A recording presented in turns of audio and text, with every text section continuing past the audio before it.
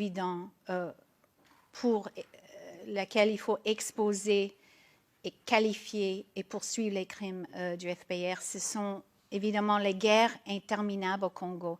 Le FPR n'est pas la seule source de déstabilisation, mais c'est la source principale. Au Kasaï, en 2016-2017, plus de 5000 Congolais ont perdu la vie et 1 million ont été déplacés au Kasaï, une province riche en diamants, où un chef de guerre, un commandant dans l'armée congolaise, qui s'appelle Eric Ruho-Imbere, ordonnait les massacres. Ce général était membre de 3 des milices de Kagame. Depuis plus de 2 décennies, Ruho-Imbere est parmi de nombreux rebelles Tutsis qui ont commis des atrocités au Congo et ensuite ont été intégrés dans l'armée congolaise. Ces rebelles ont provoqué le chaos et se battent pour les ressources, la terre et le pouvoir. Oh. Yeah. Pardon.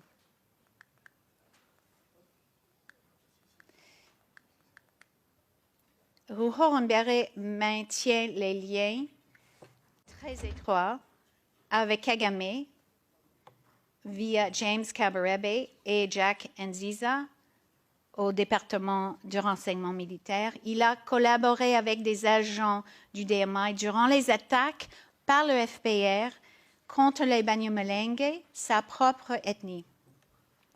En 2017, 2 experts qui travaillaient pour l'ONU, l'Américain Michael Sharp et la Suédoise Zaida Catalan, ont été sauvagement massacrés pour avoir mené une enquête sur la violence au Kasaï.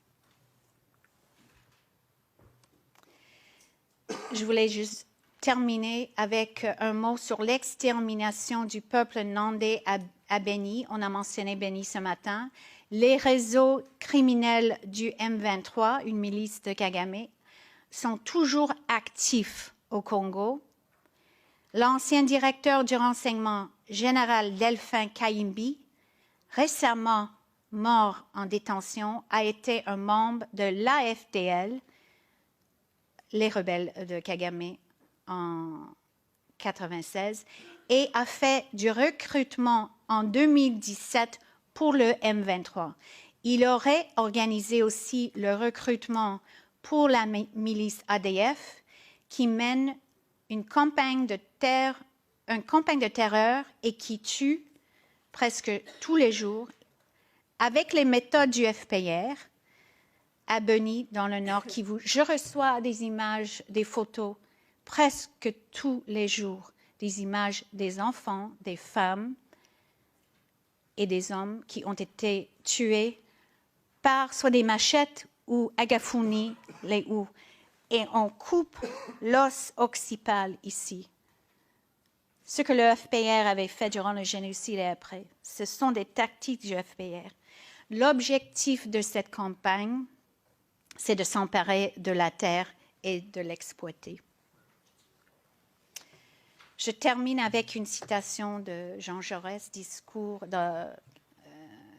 son discours à la jeunesse en juillet 1903.